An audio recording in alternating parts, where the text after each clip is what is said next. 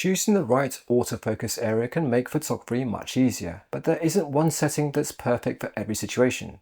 Professional photographers constantly change autofocus areas depending on what they're shooting, and once you understand their logic, you'll probably do the same. For landscapes, architecture and still life photography, single point AF is usually the best choice. Nothing is moving, so you can place the autofocus point exactly where you want maximum sharpness and take your time composing the image. Portrait photography depends on your camera. If it has eye detection AF, use it. Modern systems are incredibly accurate and keep the nearest eye sharp even if your subject moves. If your camera doesn't have eye AF, single point AF placed over the nearest eye is usually the best option.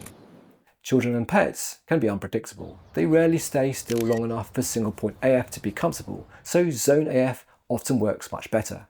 The larger focusing area gives the camera more room to work while still keeping your subject within the selected region. Sports and wildlife are where tracking AF really shines. Once you lock onto the subject, the camera continuously follows it around the frame, allowing you to concentrate on timing and composition rather than constantly moving autofocus points. For casual travel photography or family holidays, wide area AF is often surprisingly effective. Modern cameras do an excellent job of recognizing faces and people automatically, allowing you to concentrate on enjoying the moment instead of adjusting autofocus settings. Wedding photography is one situation where speed matters above everything else. During a ceremony or while capturing candid moments, there is absolutely no time to move focus points around the frame. Many wedding photographers, including myself, simply just use the center focus point, quickly lock focus on the subject, and then recompose before taking the photograph. It's a technique that's worked reliably for decades and is still faster than navigating autofocus menus while moments happen in an instant. However, more recently I use eye detection AF more and more, especially for group photos and couple photos, as I find that it's pretty bang on and perfectly sharp 99% of the time. If you're interested in learning more about wedding photography, stay tuned to this channel as I'll be passing on all my experience to you guys in the future.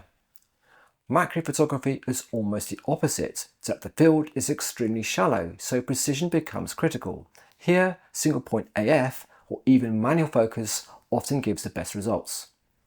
The good news is that you don't need to memorize dozens of autofocus modes. A simpler rule works remarkably well. If the subject is stationary, use single point. If it moves a little, use zone AF. If it moves unpredictably, use tracking AF. If your camera offers eye detection AF for portraits, let it do the work. And if you're simply walking around taking everyday photographs, wide area F will often produce excellent results. The best autofocus area is simply the one that makes it easiest to keep the subject sharp. Once you understand what each mode is doing, once you understand what each mode is trying to achieve, choosing the right one becomes almost second nature.